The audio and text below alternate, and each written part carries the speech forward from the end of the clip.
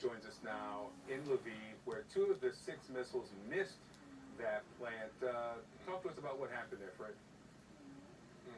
Hi there, Victor. You know, Lviv is one of those places which you guys absolutely correctly pointed out, where you do sometimes lose track of the fact that you are in a country that is at war. It's a bit more in the rear echelon. There's a lot of people here who have sought refuge in this place from other parts of the country.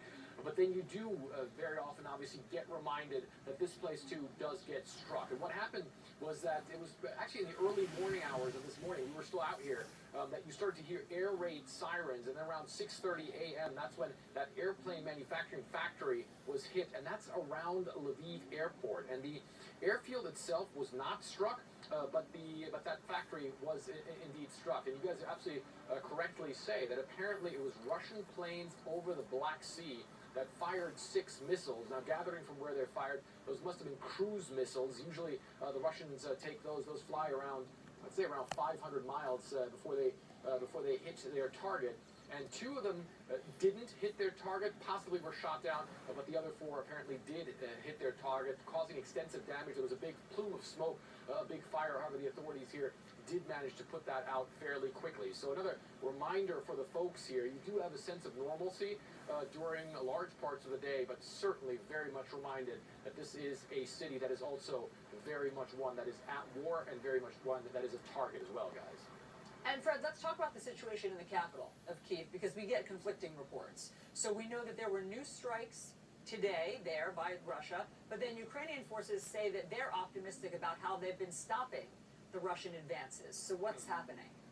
Yeah, you know what, they certainly are, and they certainly seem to have a bit of optimism that they could possibly even turn the tide, especially as far as the offensive towards Kyiv by the Russian forces is concerned, Allison.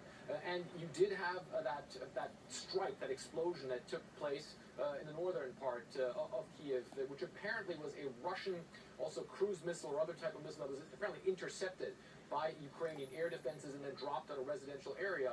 Almost the mirror incident of what happened only 24 hours before, where also a person was killed then as well. But it is also correct that the outskirts of Kyiv, the suburbs of Kyiv, are also pretty regularly being shelled by Russian forces. A lot of people are dying and a lot of residential buildings are being destroyed as well. The Ukrainian military, though, says they do believe that they have halted the progress of the Russian military. There really hasn't been much in the way of progress for a long time now. You remember we had that long convoy that was going towards Kyiv, and that convoy apparently dispersed. But the Russians certainly do appear to be taking a lot of casualties there. And I think it's really important to also point out that the Ukrainians are saying the Russians are trying to encircle Kyiv coming from 2 directions. That apparently isn't working at all. They're using those U.S. and Allied supplied anti-tank weapons to hit the Russians, but they are actually also using some pretty classical weapons like artillery as well, due to the fact that the Russian forces are so exposed as they try to get towards Kyiv. And the United Kingdom's defense ministry, they say that they believe the Russians are having problems getting even fuel and food to their troops there. Let's head south.